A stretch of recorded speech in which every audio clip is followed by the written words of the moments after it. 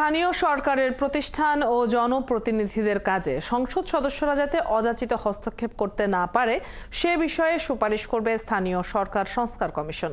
Commission প্রধান তোফায়েল আহমেদ সাংবাদিকদের সঙ্গে এক মতবিনিময় সভায় জানান, সংসদীয় পদ্ধতিতে স্থানীয় সরকার নির্বাচনের সুপারিশ করবে কমিশন, যেখানে থাকবে না কোনো দলীয় প্রতীক।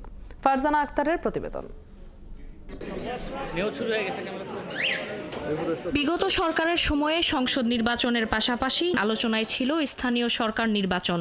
একনল হ্যান্ড ওয়াশ 100% প্যারাবেন ফ্রি, তাই নিরাপদ হাতের জন্য আস্থা রাখুন একনলে। দলীয় প্রতীকে ভোটের আয়োজন করে স্থানীয় সরকারের সব নির্বাচনেও জন্ম দেয়া হয় সংঘাত, সহিংসতার।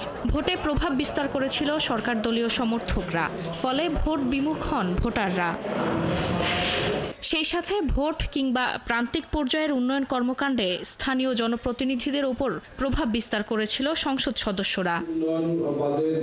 ভবিষ্যতে স্থানীয় সরকারের কর্মকাণ্ডে সংসদ সদস্যরা যাতে অযাচিত হস্তক্ষেপ করতে না পারে সে বিষয়ে সুপারিশ করবে স্থানীয় সরকার সংস্কার কমিশন।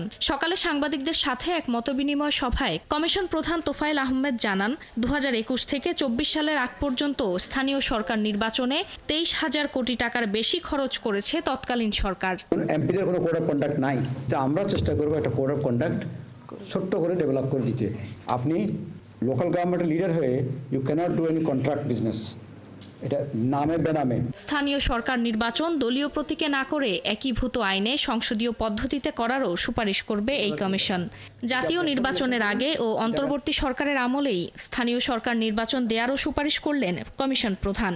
যদি সংখ্যাগরিষ্ঠভাবে সবাই চায়, সংসদীয় পদ্ধতিতে যদি এটাকে রূপান্তরের সুপারিশটা আমরা করতে পারি, নির্বাচনের মধ্যে কতগুলো জিনিস নতুন করে অ্যাড করা হবে। সেটা হচ্ছে হলফনামা দিতে হবে, যেমন ধরেন স্থানীয়ভাবে মাদক ব্যবসায়ী হতে পারে, মাদক সেবী হতে পারে, এগুলো আমরা প্রশ্ন করে থাকবে ইয়েস নো। যদি উনি করে থাকেন তখন কিন্তু চ্যালেঞ্জড হবে। চ্যালেঞ্জ হলে যদি প্রমাণিত হয় তাহলে উনি মেম্বার হলেও কিন্তু পদ থাকবে না। আগামী 24 ফেব্রুয়ারি চূড়ান্ত প্রতিবেদন দেওয়ার আশা করছে স্থানীয় সরকার সংস্কার কমিশন। গুরুত্বপূর্ণ বিষয়। ফারজানা আক্তার, 71, ঢাকা।